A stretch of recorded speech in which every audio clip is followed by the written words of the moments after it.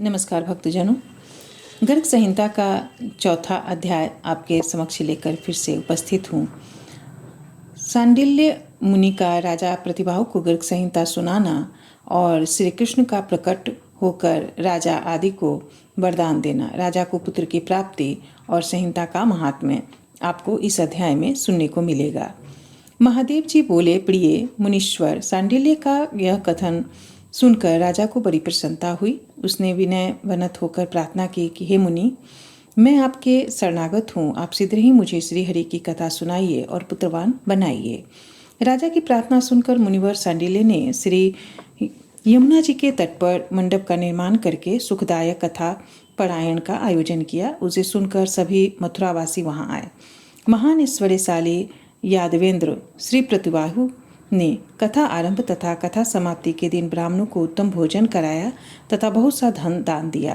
तत्पश्चात राजा ने मुनिवर सांडिल्य का भली भांति पूजन करके उन्हें रथ, अश्व, द्रव्य राशि, गौ, हाथी और ढेर के ढेर रत्न दक्षिणा में दिए। सर्वमंगले। तब सांडिल्य ने मेरे द्वारा कहे हुए श्रीमान गोपाल कृष्ण के सहस्त्र नाम का पाठ किया, जो संपूर्ण दोषों को हर लेने वाला है। कथा समाप्त होने पर सांडिल्य की प्रेरणा से राजेंद्र प्रतिबाहु ने भक्तिपूर्वक ब्रजेश्वर श्रीमान मदन मोहन का ध्यान किया। तब श्री कृष्ण अपनी प्रेयसी राधा तथा पार्षदों के साथ वहां प्रकट हो गए।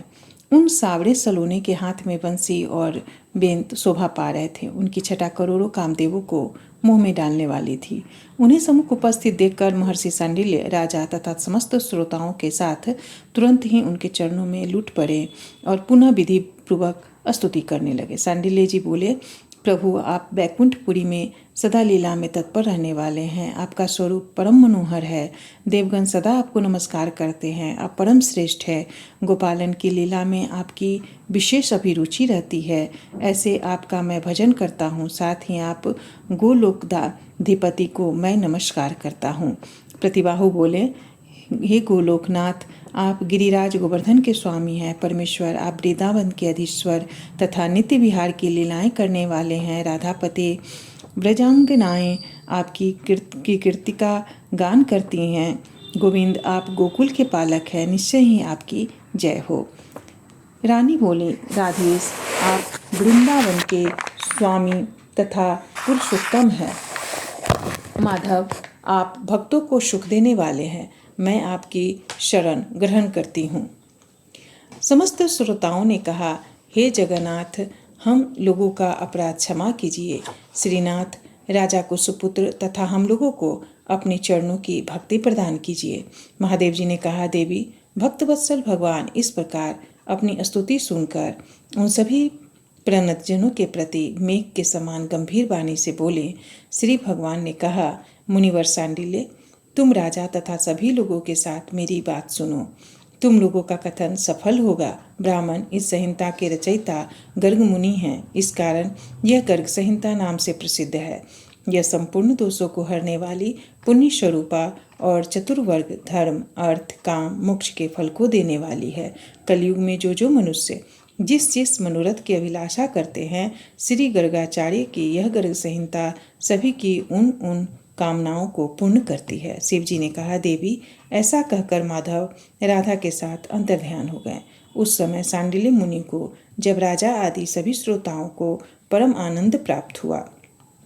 प्रिय, तदंतर मुनिवर सांडिल्य ने दक्षिणा में प्राप्त हुए धन को मथुरावासी ब्राह्मणों में बांट दिया। फिर राजा को आश्वासन देकर वे भी अंतर्हित हो गए। तत्पश्चात रानी ने राजा के समागम से सुंदर गर्भ धारण किया। प्रसव काल आने पर पुण्य कर्म के फलस्वरूप गुणवान पुत्र उत्पन्न हुआ। उस समय राजा को महान हर्ष प्राप्त हुआ। उन्होंने कुमार के जन्म के उपलक्ष्य में ब्राह्मणों को गौ, पृथ्वी, सुवर्ण, वस्त्र, हाथी, घोड़े आदि दान किए और ज्योतिषियों से परामर्श करके अपने पुत्र का सुबाहु नाम रखा। इस प्रकार नृपश्रेष्ठ प्रतिबाहु सफल मनोरथ हो गए। राजा प्रतिबाहु ने श्री गर्ग संहिता का श्रवण करके इस लोक में संपूर्ण सुखों का उपभोग किया और अनंत काल आने पर वो गोलक धाम को चले गए, जहाँ पहुँचना योगियों के लिए भी दुर्लभ है। श्री गर्ग संहिता स्त्री, पुत्र, धन, सवारी, कीर्ति, घर, राज्य, सुख और मोक्ष प्रदान करने वाली है। मुनीश्वरों, इस प्रकार भगवान शंकर ने पार्वती देवी से सारी कथा कहकर जब विराम लिया, तब पार्वती जी ने पुनः उनसे पूछा। पार्वती जी बोली, नाथ, जिसमें माधव का अद्भुत चरित्र सुनने को मिलता है, उस श्री गर्ग संहिता की कथा मुझे बतलाइए। यह सुनकर भगवान शंकर ने हर्षपूर्वक अपनी प्रिया पार्वती जी से गर्ग संहिता की सारी कथा कह सुनाई। पुनः साक्षात शंकर ने आगे कहा, सर्वमंगले, तुम मेरी बात ध्यान से सुनो।